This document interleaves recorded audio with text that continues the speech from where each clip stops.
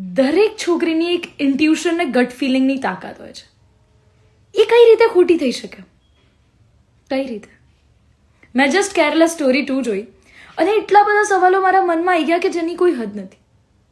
કઈ રીતે કોઈ માણસ આપણા કલ્ચરનું ના હોવા છતાં આપણને આપણા સંસ્કારો, આપણા ભગવાન, આપણા રૂટીનની ટેવો અને આપણા મમ્મી પપ્પાની અગેન્સ્ટ કઈ કહી જાય? ભાઈ, ઘરનું કોઈ મેમ્બર પણ મારા મમ્મી પપ્પા અગેન્સ્ટ બોલી લે, હું સામે 4 આપી દઉં છું, તો તમે કોઈ ત્રિયાદ વ્યક્તિને કઈ રીતે બોલવા દઈ શકો છો? અને એક ફરિયાદ છે ને, આ સમાજથી છે. મૂવીની આખી બહાર આવી જઈએ, આપણી આજુબાજુની સોસાયટીના ઘરોમાં બી જોઈશું ને, તો કેટલા બધા એવા ડિવોર્સ કેસીસ છે જે નથી થતા. અને એનું સૌથી મોટું કારણ છે કે મા બાપ છોકરીનો હાથ નથી પકડતા. એવું કહી દે છે કે તું પરણી ગઈ એટલે વાત પતી ગઈ.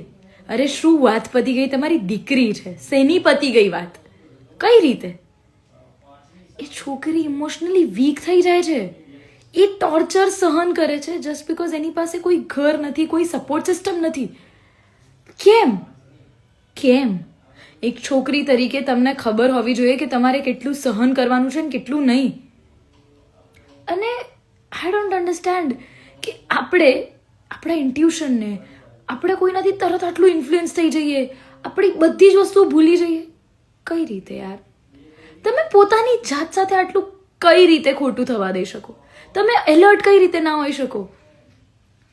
એન્ડ ઓનેસ્ટલી બહુ જ બધા સવાલો મારા મનમાં મૂકીને આ મૂવી પતી છે.